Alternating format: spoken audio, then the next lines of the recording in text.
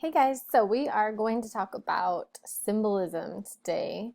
I don't have my image on the screen down here at the bottom because I really do need to kind of have the whole screen to show you what I'm attempting to do. Okay, let's begin with pictures.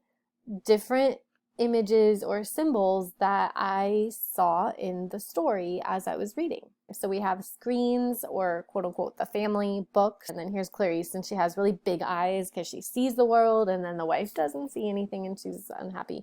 And then there's fire, and then there's the hound. Once you do this and you label them, then we're going to begin to have our conversation about what symbolism looks like. So symbolism defined is typically something that represents an idea. It's a concrete thing that represents an abstract thing. So for instance, some more universal symbols would be that the four-leaf clover represents luck, or when you see a heart, it represents love.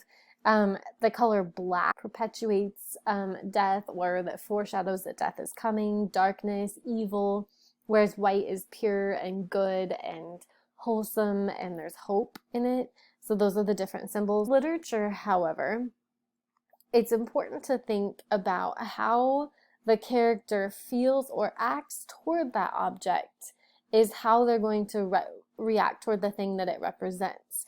We're going to go back to our chart and we're going to write down 3 sentences about how the character feels or acts toward that object. The object of fire, just because it was the first one up here. And so I wrote down that our main character Guy initially finds even the aroma of kerosene comforting, familiar, and safe. It's a good smell and it permeates everything. Then he begins to see that fire begins to plague or taunt him because of its destructive capacity toward things that are true, or things he has this yearning to figure out. And then finally he uses fire to destroy, and then he shrinks from it in shame. So you write down 3 things about this object that are true. Then we're going to try to figure out what this object might represent or symbolize. Fire might symbolize destruction. It might represent the government, because the government is the one wielding power in general. Or it represents control. And then try to fit them in this sentence to see if it actually does work with what we're thinking. So does Guy initially find even the aroma of destruction comforting, familiar, and safe? Yeah, he does like to destroy things. Does destruction begin to plague or taunt him because it's destroying things that are true? Kind of redundant. So we're going to cross out destruction and assume that fire is not symbolic in this case for destruction. Maybe it's the government. Initially he finds even the aroma of the government comforting, familiar, safe. Yeah, he feels protected by it. He feels controlled, is safe. Does he see that the government begins to plague or taunt him because of its destructive capacity toward things that are true? Yes, absolutely. And then in the end, does he turn the government on itself to destroy, but then shrink from it in shame? Yeah, he kind of does when he plants books in the homes of other firemen.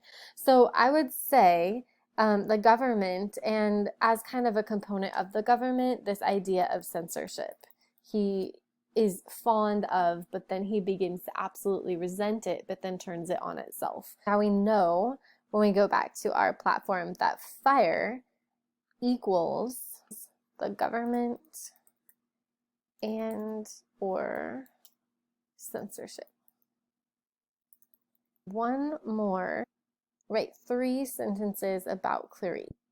Okay, so my sentences are that Clarice sees things, she's observant. Clarice has hope, joy, and true happiness. And Clarice is destroyed eventually by the system's control and the stupidity, ignorance, and subversion of the common people. She could stand for religion, for true happiness. Education, she talks about being educated. She could stand for thinking. And ideas, independent.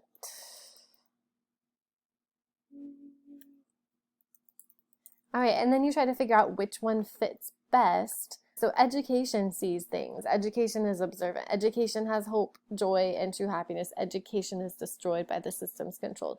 Yes, I think that one fits. So she equals education, thinking, ideas, and independence. Now, not only do I have my list of symbols, but I have what they mean. The process of decoding symbols will help you to understand some of the embedded meanings. Is one other thing to note. How does this symbol change, though, from being something that's not particularly good to something that becomes good? So symbols can change throughout the novel as well. Whereas the fire in one context, when it is the torch, when it is burning the books, is sort of a bad thing, and it's symbolic of the government, it's symbolic of some censorship. He makes that connection, that the symbol has changed for him to something that is comforting, something that brings light and warmth and goodness. And when it flattens the city, we see that it purifies oppressive power and it leads to a new opportunity. So that's a way that you can kind of overview